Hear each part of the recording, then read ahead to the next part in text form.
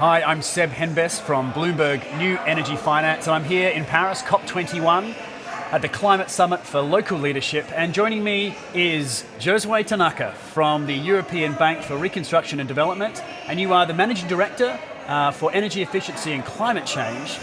And your work is a lot around energy efficiency. And when we're thinking and talking about cities a lot, this is a pretty big topic. But energy efficiency seems like a difficult thing to finance. Like, what is it, and why might I think that was the case? Well, energy efficiency is one of those. It is everywhere, right? And therefore, in terms of, I guess, the purpose of your question, it's a question of what is it in practice. And energy efficiency is many things in practice. It can be about insulation in apartments. This is a small energy efficiency project.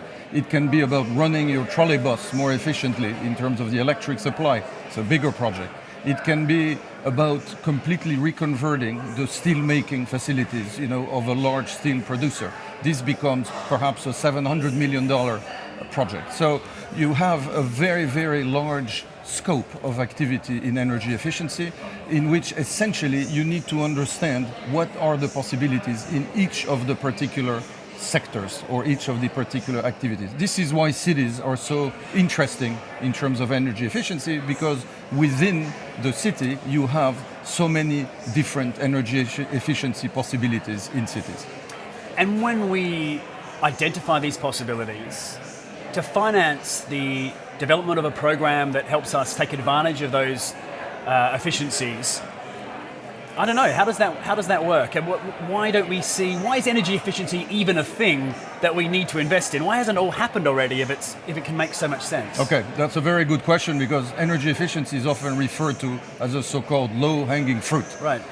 In my experience now, many, many years, when I hear that, I feel these are people who have not really tried, to work it. The first thing I would say is it may be a low-hanging fruit, but the tree is often in the fog, and therefore people don't see, not only they don't see the fruit, but they don't see the tree.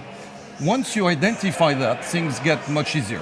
So the key challenge, the key job that we do, if you want, on a day-to-day to develop energy efficiency financing, is essentially to make an industrial CEO or the owner of a utility understand not only the technical savings that they can achieve in terms of lower energy consumption, but what it means financially. Because if you want to finance something, it needs to be based on a financial decision. And unless you translate that technical saving into a financial proposal, you actually do not cross from, I would say, the road, if you want, between the objective, a good objective, and the practice, the action, and the reduction in carbon emissions.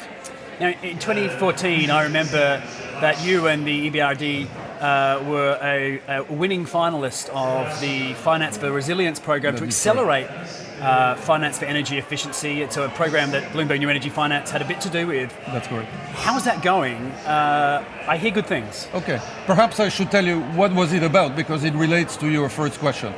Essentially, one of the challenges of energy efficiency is that it is a lot of small projects. There are very large projects too, but you have a lot of small projects.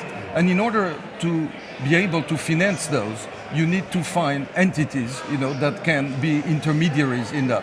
And in the case of EBRD and many other, large banks, what we have found is to actually develop the network of local private commercial banks in the countries that we work with them, show them the opportunity, train them, and they become then the financiers of energy efficiency with their own clients. And today at EBRD, we essentially have about 117 banks that we work with, a portfolio of about $3.5 billion. We've already financed through that, just to give you a notion of the volumes, 90,000 sub-loans of energy efficiency, ranging to fairly large projects, $20 million in some large projects, all the way down to $500 for a window in a Kyrgyzstan home, because that is also energy efficiency. So the last question we've got time for is going to be, in this week and over the next week, what energy efficiency developments or things that you're hearing that give you hope for progress in your field, interesting things you've come across even today? Yes. At the local leaders event? Yeah. Well, let's say I would mention maybe two or three elements. At the macro level, the dream would be that the price signal on energy be correct. Right. That would be the dream. Will we have it? Maybe partial, and we'll do the best with whatever movement there is, coming out, of these events. The second one, I think, is to work with cities. Cities offer great opportunities. We already work with many cities, over 200 cities in the region where EBRD operates. And the last one, I think, is really technology. And to close, maybe it was very interesting to me this morning when Elon Musk came for 90 seconds on stage. He, a technology man, what did he say? Give us the price signal and we'll do the rest. And very much we are in that spirit. Having said this, we know the realities, and I think that we will continue to do the most we can within the policy environment and price environment that we have. Josue, Tanaka, we're out of time. Thanks so much for joining us. It's been great. With pleasure. Excellent. Thank you.